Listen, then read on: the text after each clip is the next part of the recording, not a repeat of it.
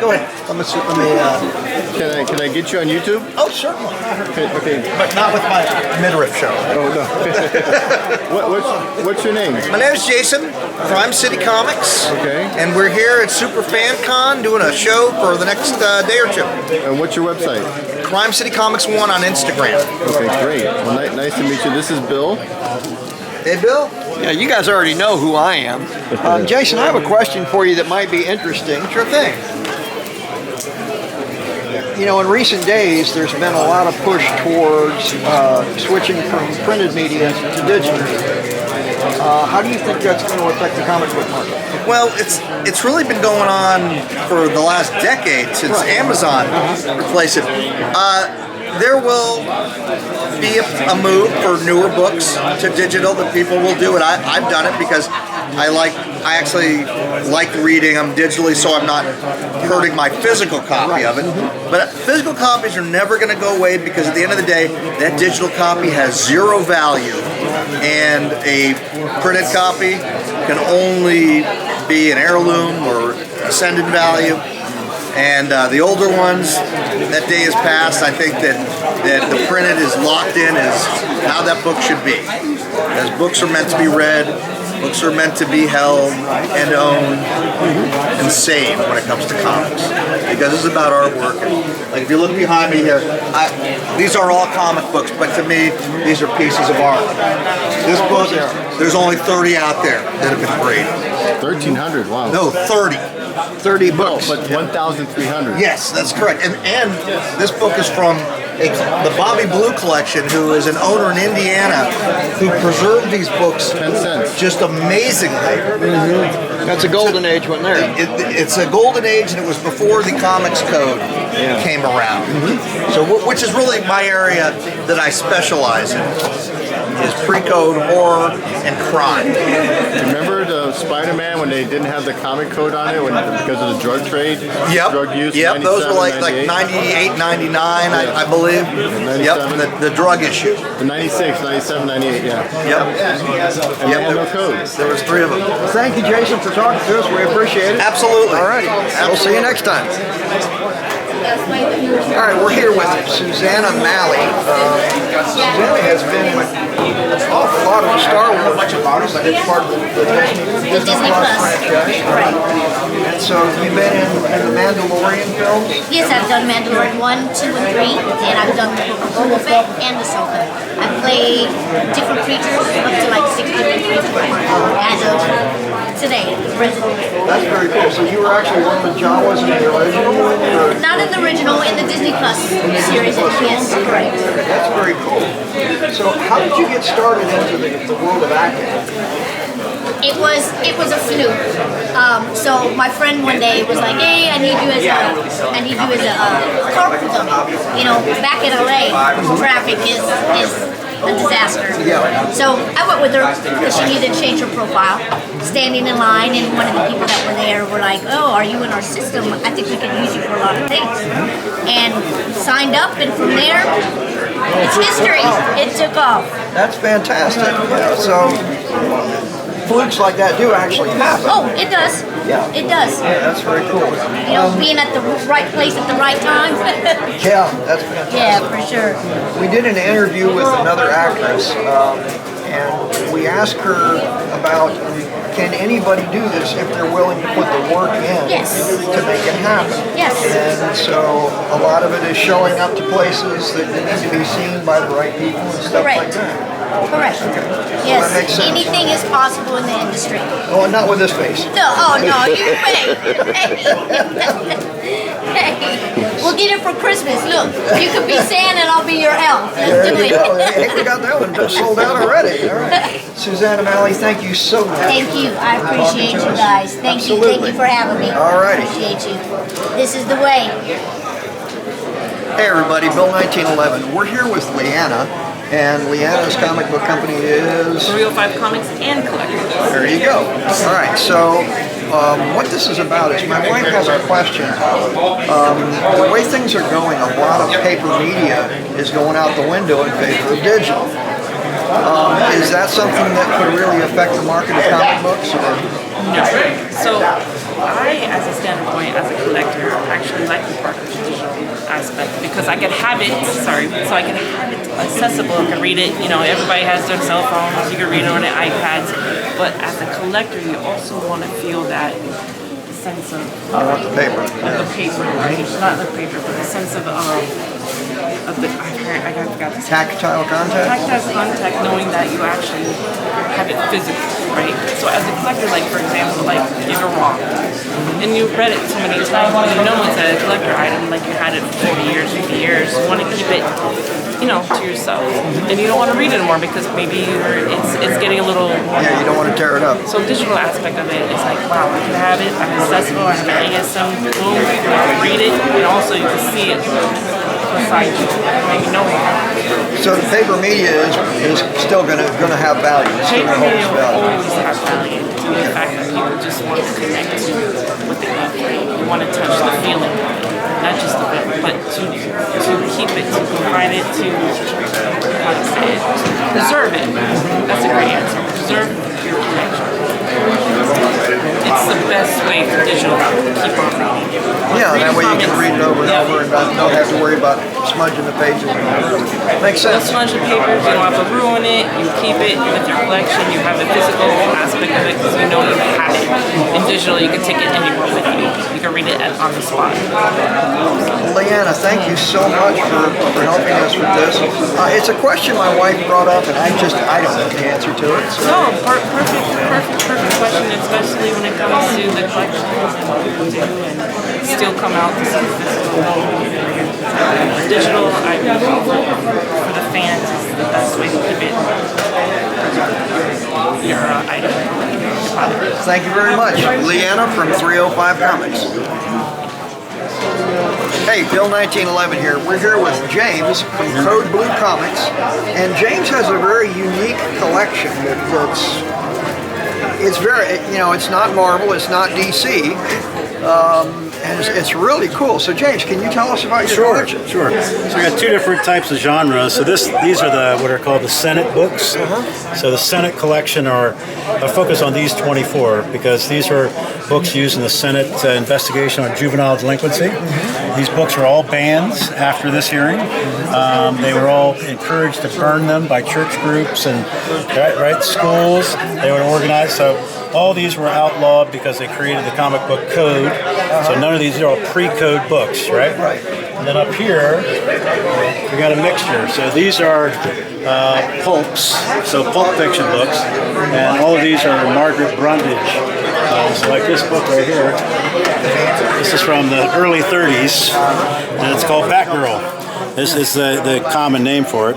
Last week on Heritage Auction, a 7.0 this book sold for $30,000. Wow! So these pulps are becoming pretty popular. So Margaret Brundage was like one of the most popular artists.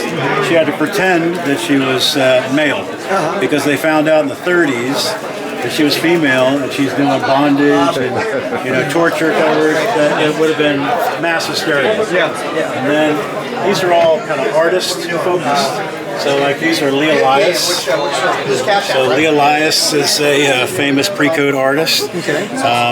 He did a lot of very colorful psychedelic covers. This gentleman here just set this oil field on fire. He's pretty happy about it. Not for long. Why is this an unusual book? First of all, it's a 9.0, very unusual for that year, and it's a file copy. And what's a file copy? If you're not, a file copy is every publisher, they would produce their books, and they'd always put a copy in their file. In their file. Yeah, in their file. And then so they put this one on the market, and it's very, very rare to see that come on the market. Another very popular book is an artist, anyways, Gus Rica. So Gus Rica did a famous book called Punch 11. So Punch 11, the entire cover is this skull blown up. That book is a $30,000, $40,000, $50,000 book. These are both Gus Rica covers. So those are artist focused. Another very famous pre-code artist is LB Cole. So this is the very last issue of Catman. So this book is very interesting. So Catman was a run that they had in the 40s, and LB Cole is the cover artist. And this is not only is it the last issue, but it's also a shark cover, and it's an LB Cole cover. So very rare to have all three of those together. Yeah. Well, anything golden age is going to be rare in the first place. So this is it's a well-known golden age book. One of the things I do, kind of known for always having a good amount of there's skull covers, there's skeleton covers, and then there's full skull covers, meaning that the entire focus is a skull. So these are all full skull covers up here. This is Witchcraft number 2. Witchcraft number 2 is very, very unique book, hard to find. One of the things they kind of pioneered some of the things like this type of shadowing. Right. The way that they would little things that they would do in a unique way is they would do these color fades. So they start off with dark purple and kind of blend down. Yeah. So usually yellow covers of this age group are typically brown and really beat up, but this is a very good example. This is it. So this is Lily Renee. So Lily Renee is the cover artist, and Lily Renee had a lot of things against her at the time.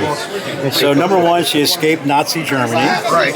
Number 2, she was Jewish. Number 3, she was female. Number 4, she was 17 years old when she was hired by Fiction House. They couldn't not hire her because she's this type of artist at 17, that type of talent. So the main cover artist for Planet Comics at that time was a guy by the name of Joe Doolin. So for her to actually cut in and do a few covers was unheard of. Joe Doolin was like Planet, he was the cover artist. But she has two, this is like the top 2. Very unique cover. She was known for poking fun, if you could do that, of the Nazis. Like she would do, one of her covers has a ghoul, but he's wearing a Nazi helmet, and he's wearing pink go-go boots. So she knew that would just enrage Hitler in the 40s. These are, this is unique too. These are from the Bobby Blue collection. So they discovered a collection. This guy Bobby Blue had all these really beautiful, regardless of the grade, that's a fairly high grade. But even his books that were like 3.0s, they all had this similar quality of perfect presentation. Yeah, I mean, look at the color. Just to see a 10-cent book with a 7.0 grade on it is extremely Where did you unusual. find this book? I've got a big network of friends all over the world. So he's got every Marvel comic from 71 to 75. Okay. And the series is, right? Like from Spider-Man like 80 to like 175 and Hulk and Avengers, Thor, Captain America, Iron Man. Very cool. If he wanted to sell the entire collection, do you know somebody like that? I know a lot of guys that buy full collections on a regular basis. I mean, there's several. And also, you can go the auction route is also an option. Do you want to see the quality of the books that are in his collection? Because he's got some samples there. I'd love to see them. Yeah. Okay. This is amazing, dude. What you got here? Thank you, man. You know? These pulps, there's an auction house called PBA. PBA Galleries in Berkeley, California. So Ivan is like their head guy for comics. Ivan has 150 of my pulps, so he's doing a dedicated pulp auction in September. Okay. And if you go to it's pbagaleries.com. That's here, down here? Well, that's actually California. California, okay. But they do it online. It's an online live auction. And he'll be doing an entire collection of pulps, which is a big deal. It'd be a dedicated pulp auction. Okay. That would be interesting to see. If somebody on our YouTube channel wants to buy one of your books, so the easiest is to watch our. Could we work out a deal where we get a referral fee, or? Well, I don't know about maybe we could talk about it. Okay. But we have a live show.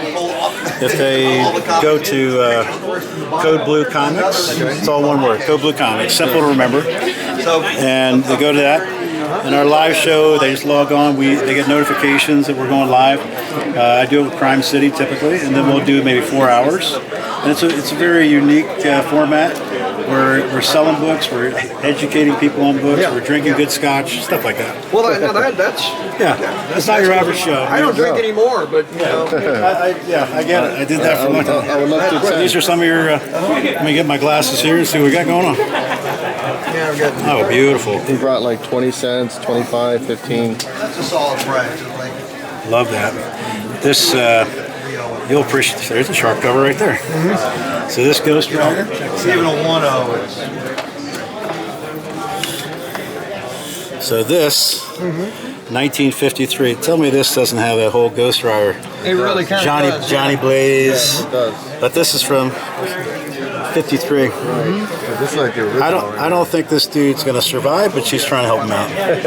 He's got the body. He got the important half is kind of gone. You know, he's certainly got. If nothing else, he's going to have some issues. Yeah, so maybe some. Wake up tomorrow morning and be a little sore. Yeah. Beautiful. Yep. Nice shark, solid shark cover. Well, you know, anything with a skull, anything with a shark, always good. Oh, these are nice. Love these. Beautiful. So this is you're selling the entire collection? Yeah, pretty much. And then you have, looks like a full, is it a full run? Yeah, that's pretty good size. So you got 11, 8, 16. I mean, if it's a full run, that would be desirable. I don't have a full run, I don't think. But. Yeah, I mean, most of my connections 9, 11. Yeah, you got 9, 10, 11. What's over there? Most of the people that I work with do focus on pre-code books, most of them. But I do know some people that do some of the silver and bronze age as well. He's got like the Spider-Man with the drug thing. It's 98, 96, 97, 98. 97, 98. They wouldn't give them the seal, the code. They wouldn't do it because it has drug references. They wouldn't do it. Yeah. That's so cool that the people. I've got those. Those would be good too. Very good. Here's some 25 and 30s. Don't mix them up, Clyde. Yeah. These are all the Ghost Riders. We got a bunch of X-Men books. Mostly X-Men and You Avengers. got some of the early X, like X-Men 1 or 2, any of those in here? I like didn't the first- bring any of those with me. I'm not sure. 94, when they first, X-Men 94, no. I think. Honestly, it's hard for me to remember. There's some ones in I there. totally get it. If you're looking through there, look through the back, you'll find some ones. Issue number 1. There's number 1, Warlock. First Warlock. Yeah, these are a little outside of my Your area. my wheelhouse. Cell number 1. But Jason, No, we talked that already. he does some of that. Yeah, He we does got more of the we stuff. got I his. know which one you're talking about. They're great. But So- these books, if you send me, the best thing to do if you want to Entire collection, send you the list. just I got a send me an spreadsheet. email first, just remind me where we met, Right. and then you can just take a screenshot of maybe 5 or 6 of the more higher end ones, the ones that are more valuable, Right.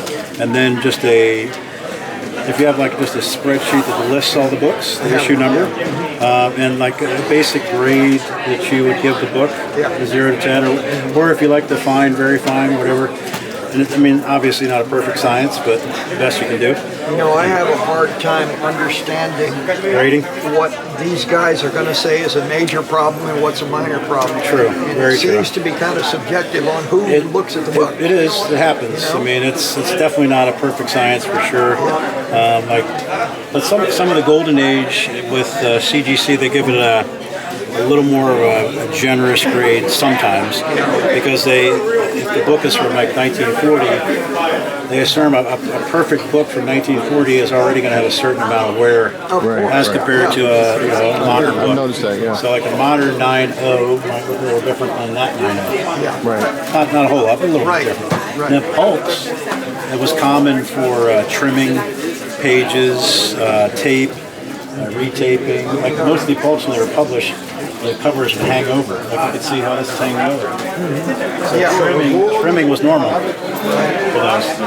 So CGC, when they give a grade, that's not considered conserved. But if it was a comic book that had trimming, it would be conserved or restored, Right. or altered in some way. So, but yeah, I would. If you send me just a list of what you have, Okay. then we can get you in touch with some of the right people and see what we can do. That's one of the hard parts is getting in touch with the right people. That's it. That's it. I mean, if the people that can really make you a solid offer for sure. So sometime between now and May, get you that list? Yeah, just send me an email. And your email's on your card? Yeah, the email's on the card. Perfect. Yep. All right, when do you think this YouTube video will be up, Bill? Probably about a week or so from now. I did have another question I wanted to ask you, just an opinion question. Yeah. I'm kind of asking everybody this question, but my wife brought up something that made some sense to me, and that was that media is increasingly going digital instead of print. Okay. And how is that going to affect the value of comic books in the future? Sure. Well, I think when it comes to these types of books, the rarity is not going to change. So, like if you look at like that Black Cat, or let's say that Catman up there, you might have a census, a CGC census of 30. So that means there's only 30 books in the world that are currently graded. So something with that type of census rarity is obviously going to hold its value very well. No matter what, digital is not going to affect it. I don't even really personally believe that the digital, like all of these are pretty much digital now anyway. You can get all of them. They're not going to affect their prices in any way because of the paper copies. It's not really a competition. It's just, if anything, I think it helps the market even better to get exposure. Because somebody reads, Tales from the Crypt or a Vault of Horror online, and then they see the book. Now they want to buy the book. The book. Right. Like this, when people see that, this photo is in a trial in 1954, and this guy's pointing to crime must pay the penalty, and then you see the book next to it. That's rare. It's kind of weird. I look at this, and I'm 63 years old, so I've seen things. I remember black and white TVs. Of course, me too. And I remember when they became color TVs, and the only thing that was in color were the commercials. All the movies were still black and white. Of course, right away.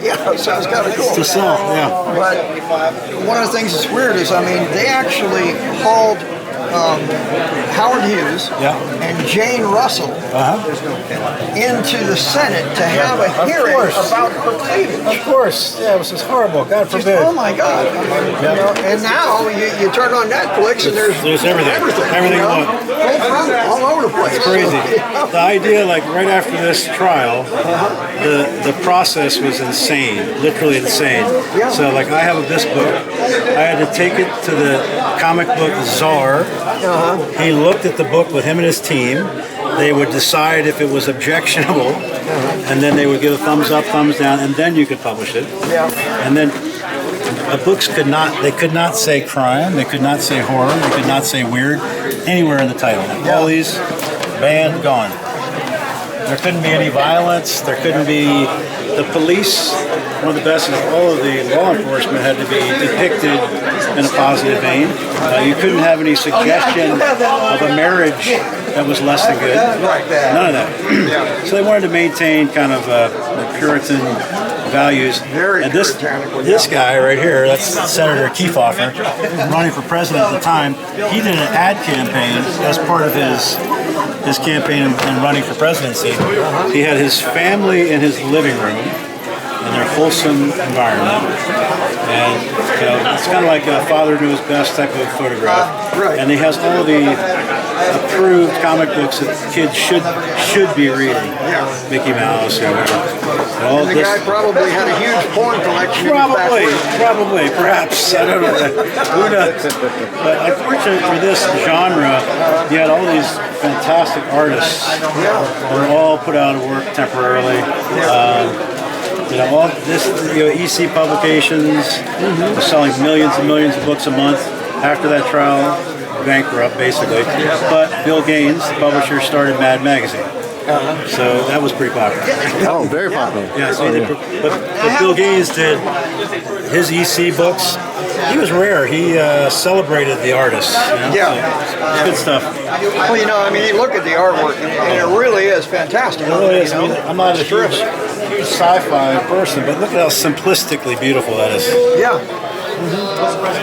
Just just simplistic, but the colors are fantastic. The black cover, something a little kid, you're 15 or 12 years old, you walk by that, and you just inspires your imagination. You got to pick it up right out of the bat. I look at this guy right here, and these almost look like they were photographs of faces. They're that good. True They're amazing. Yeah, these are painted covers. So all these are painted covers, which was unique.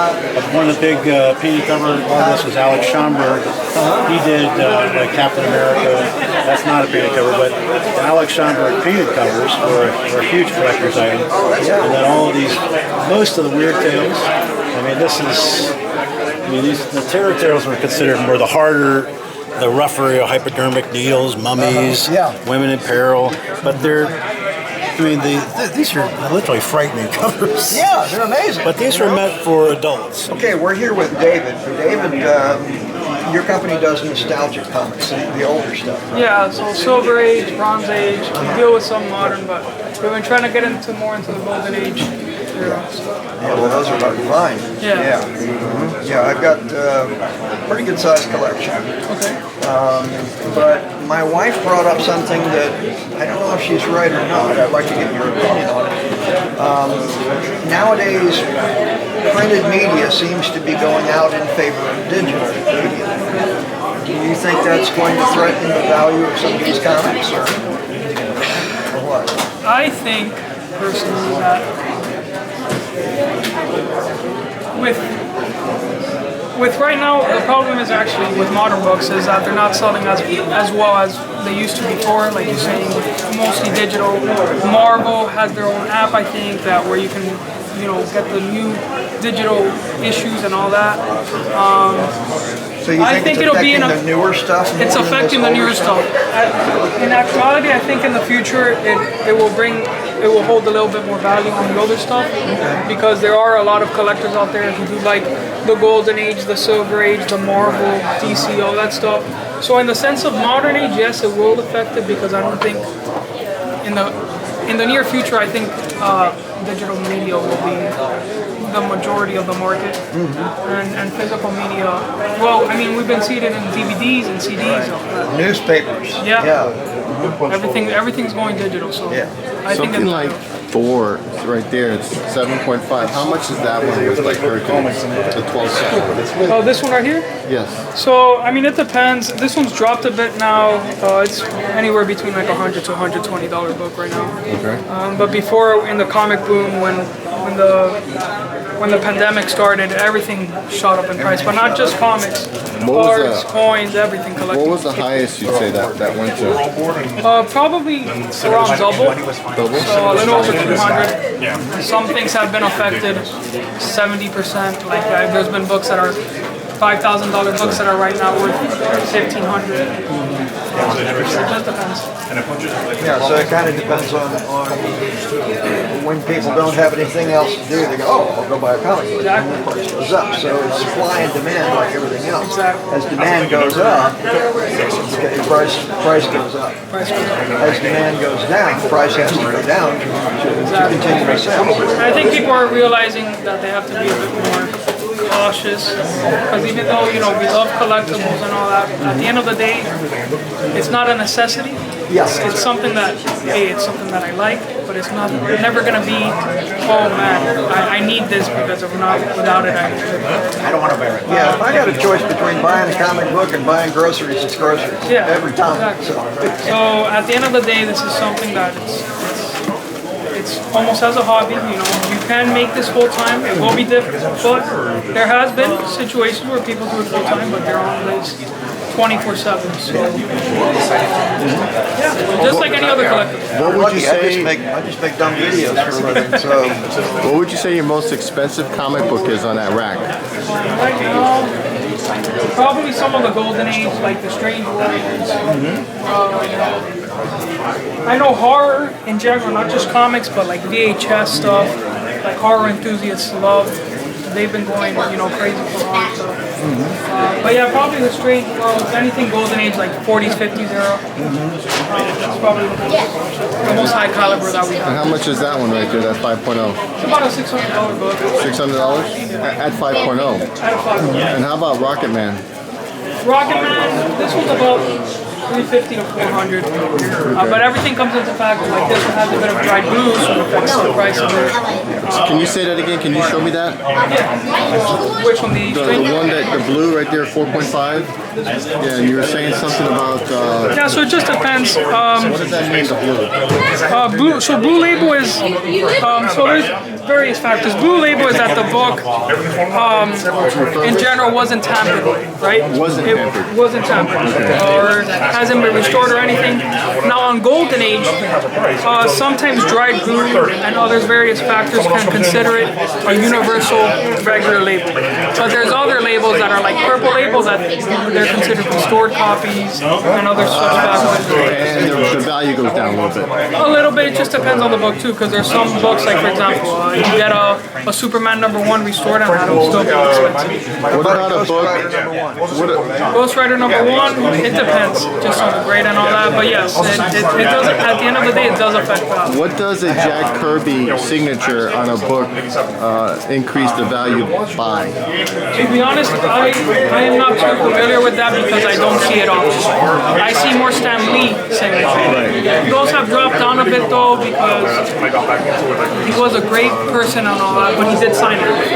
So, and Stan Lee was around a lot signing that convention. Right. So Jack Kirby wasn't around a lot. Yeah, and he didn't sign that much. No, he didn't. So back then, he's got a few of those. Okay.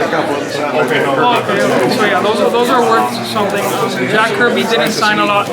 No artist back then would sign a lot. And if they did, they would sign on the first page of the book. Right. So you wouldn't even see it. On the cover, right. And that's what happened. Well, that's where they're saying that, Yeah. And so that's worth what? That adds what? Another 500 to the book? 1,000 to the book? For Stan Lee's, it depends. No, for Jack Kirby. To be honest, it might be more. I'm not too familiar. More than 1,000. It may be. It just depends on the book. If it's a very sought after book, like a very important key issue, then it will definitely factor in. Okay. But if it was just a regular issue, it might be, like you said, adding just a few $100. And what's the best way to sell a Jack Kirby autographed book? First, if you can get it authenticated by like JSA or these companies that authenticate signatures. And then once you have that authentication paper, then it's That's going best to to make a be big able to difference. sell. Gotcha. You can reach us through Instagram, nostalgic_comics_305, or we have our website, nostalgiccomics305.com. We offer consignment, buy, sell, trade, anything collectibles mostly. But we do mostly. Can you flip that around? Your badge? We're here at Super FanCon #6. Great show. If you're in the Miami area, definitely stop by. Well, my wife brought up a question. I have a large collection, about 1,000 books. And one of the things that she brought up is we're transitioning from paper media into digital media. And how is that going to affect the prices of books? Now, these are all silver and bronze age and a few golden age. Sure. So with those, as far as that age of book, right, those will maintain because it's still a collector item, right? The issue we're going to run into long term with this industry is if we don't get new people in, right? So like getting kids involved in it, because as they grow older, they're going to want the books, and we're seeing it now with sports cards. The kids are really into sports cards, so now sports cards are relatively new. But as far as silver and golden age, usually pretty stable, right? Bronze fluctuates a little bit, but even as we move to digital media, I think people are still going to want the collecting aspect of it, because even right now, comic books, you can read them on a Kindle, right? There's no reason to get a floppy book anymore. But there's people like me and a bunch of others who still have our comic book subscription because we like getting the book. We like to read that tactile feel. And I don't think that'll go away. It'll come down a little bit, but it'll still be around. But as far as like the older books, those will maintain as a collector item. I noticed for me, when I'm reading something digitally, my eyes get tired a lot faster on digital than they do if I got a piece of paper. I find myself skimming it on digitally. I just hit the next button. I'm like, got it, because I don't want to keep staring at it. But this is like on a regular book. And if you like on Codeblue over there, just the art, you can see it, and it just looks nice. It's nice to hold. And there's something about having something in your hand. Hey everybody, Bill 1911 here. Hey, listen, if you're watching this video, if you're enjoying it, don't forget to hit that subscribe button, okay? That's really important to us. And make sure you like us, and by all means, come to visit us at AskBill1911.com.